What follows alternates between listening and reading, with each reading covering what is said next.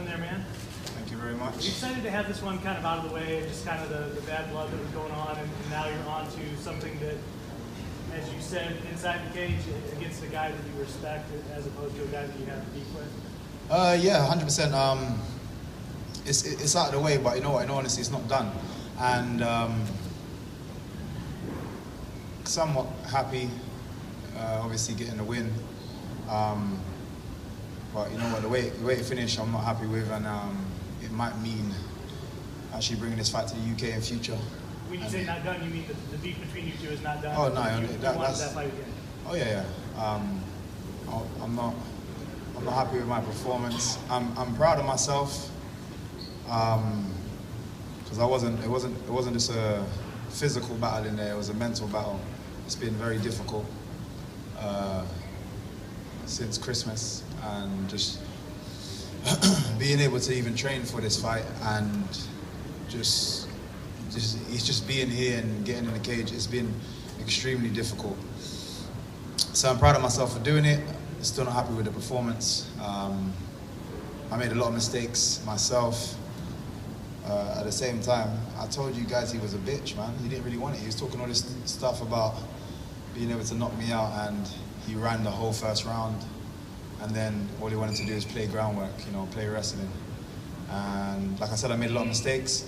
This guy's a veteran in terms of the the amount of times he's been in that cage. This is my first 5-rounder, and I was physically better than him, physically stronger than him, still going even in the 5th round, and he was dying. He made some terrible mistakes in the 5th round. That definitely allowed me to kind of regain and capitalize and then take over. But it's been difficult. Michael, congratulations on your victory. Thank you. Could you explain a little about maybe how disappointed you are that you haven't been able to show to the American audience, what you're capable of because of tonight? You know what? If people don't know what I'm capable of, then they haven't been paying attention. But yeah, again, another difficult night. A very tough opponent. I give him my respect. He's a veteran in the game. He understood that, regardless of all the talk, he understood that he can't stand with me. He knew that from the beginning, and he came in with a different game plan. But I also felt like he kind of burnt himself out, because that's not really his game either. He was holding on to me for dear life. There wasn't enough activity on the floor. I didn't really feel in danger at all off my back. He was just holding me. So I understand why the judges gave me the rounds and a bit more active, still wanting to fight from start to finish. So you're going to almost request to Scott Coker that you guys get to do round 6 to 10 back in the UK? Yeah? I would love for that to happen. Like, I want him on his back. You know what I mean? I was chasing that knockout from the beginning, and as I said, he was trying his best to avoid it, not just being very defensive, very inactive. And I think it'll be good for all the UK fans. It's something that they missed anyway. So yeah. Finally, from me, can you just talk about, with a little bit more depth, about how difficult it has been to stay focused, to go through an entire camp with the passing of your father, who was obviously so important to what you actually do now? The only reason I'm able to do what I do is because of that man. He is an amazing person and an inspiration to many people. His funeral alone, if people could have seen that, it was unbelievable.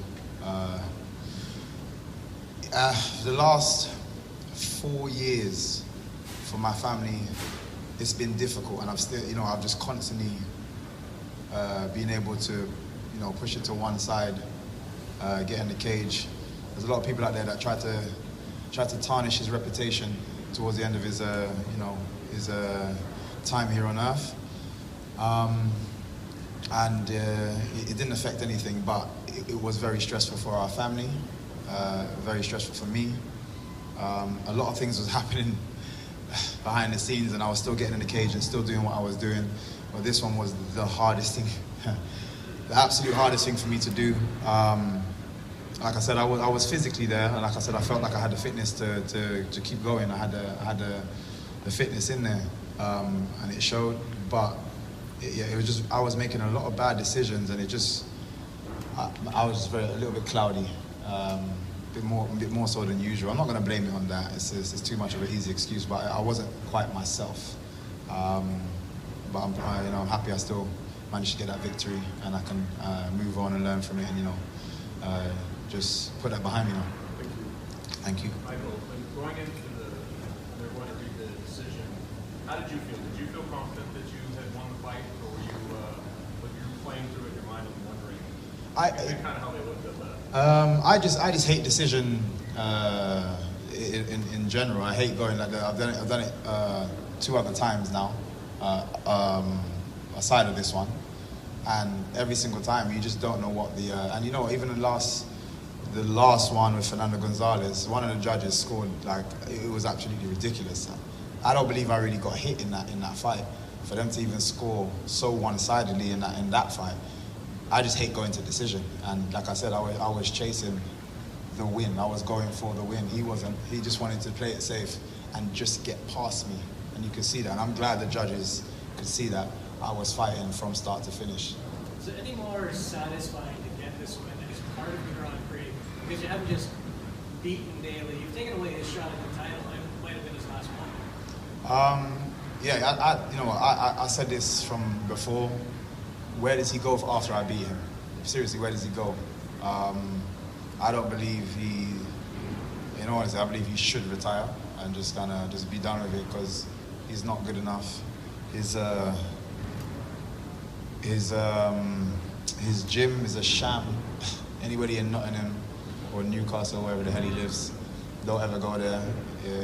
He overcharges and underdelivers the same way he did here. Underdelivered, and I don't see him going anywhere. The reason why he's been at the level that he is because he can't get past the top echelon of this sport. He reminds me of Arsenal. Sorry, Paul. Michael, congratulations on the win and play. You broke the gym. It's going to get tougher from here on out. You've got Gracie, you've got Fitch, you've got McDonald, Logan, Sterling. These are all wrestlers. They saw this fight probably went, we can take it down easily. Do you start moving your camp now to more of a wrestling-based camp? Maybe a workout with American Top Team, or AKA maybe some gyms where every day it's wrestling, so that when you take on these guys, they can't just take you down, hold you down, and beat you because they control the fight. Yeah, I've got to improve in certain areas. Like I said, I made a hell of a lot of mistakes in my wrestling. I think that's what I was most disappointed about. There are certain mistakes that just made it seem a bit way too easy that I just wouldn't normally do in training. We've got some amazing wrestlers in London, shoot fighters, amazing jiu-jitsu guys in London, shoot fighters. Like I said, I was a little bit cloudy today, and also didn't expect him to do it. I thought he was going to try. I did actually think he was going to be a bit more defensive initially, and then start to come out of his shell later in the game, but actually going for, striking. He didn't. Like I said, he tried to play it safe, and I made a few mistakes. And yeah, 100%. I got this. This is a wonderful game, man. You always have to keep improving, regardless. There's so much to learn, and there's so much to improve on. And I enjoy being a student, and I love to progress. And 100%, you'll see the difference in the next fight. Any thoughts towards the Lima fight? Any opinions on initial thoughts on that? Same thing I said in there. It'll be an honor to share the cage with him. I think he's an amazing athlete. He's a lovely person. It'll be complete difference going into this fight. And how different is it to go into a fight, where you hate the guy versus a guy that you really respect? It's the same thing. I didn't try to change myself. I wasn't emotional in there. Like I said, it was just there's a couple of decision makings during the fight that I was just very lax on, but I was still myself. I just wasn't the best version of myself, in my opinion. And it'll be the same in this. I'm going to come in and just this time be the better version of myself. And, like I said, I'm going to be improving. I'm going to be working hard. I've got a short trip away with the family, with my missus, and it's straight back to work after that, We're going to get it straight away. And like I said, I'm going to come back a better version. Michael, you got out wrestled the second and third round. Then you had this moment where Daley was leading over the fence, and I saw you turn around and you smiled like you knew you had him. Mm-hmm. And then you won the wrestling exchange in the fourth round to get the victory. What was going through your mind like when you saw him leading over the cage? I looked back and I said, he's tired. I looked over there and it's weird, I teach as well, so it's something I always say to my students, you never die in front of your opponent. You know, you go back to the change room, you can collapse and throw up and do all of that. But no matter how tired you are, you never show it. We have animal instincts when we're in there. I smelled blood, I turned around and saw him hanging on the cage. He didn't really want to be there. And I smelled blood, and straight away, it just gives you that extra adrenaline boost and energy in your muscles and ready to go out, and that's probably why everything started changing. Similar question. It's 2-2 heading into the fifth round. You get to take down early in the round. You're on bottom. What's going through your mind knowing that you have to get up and you got to have your first position? What's going through your head? Again, it's trying not to panic. A lot of people would, panic in that situation. You burn out a lot more of your muscles, and then probably end up the whole 5 minutes. And it can go very quickly sometimes, just on your back. I just like to take my time. There's going to be opportunities for me to get back up, go for a couple of submissions to create some space, get back up, and try and turn things around. My last question for you. Very similar to the other two I just asked. First round, I would expect you guys to come out swinging, and he's coming back for three. What's going through your brain then?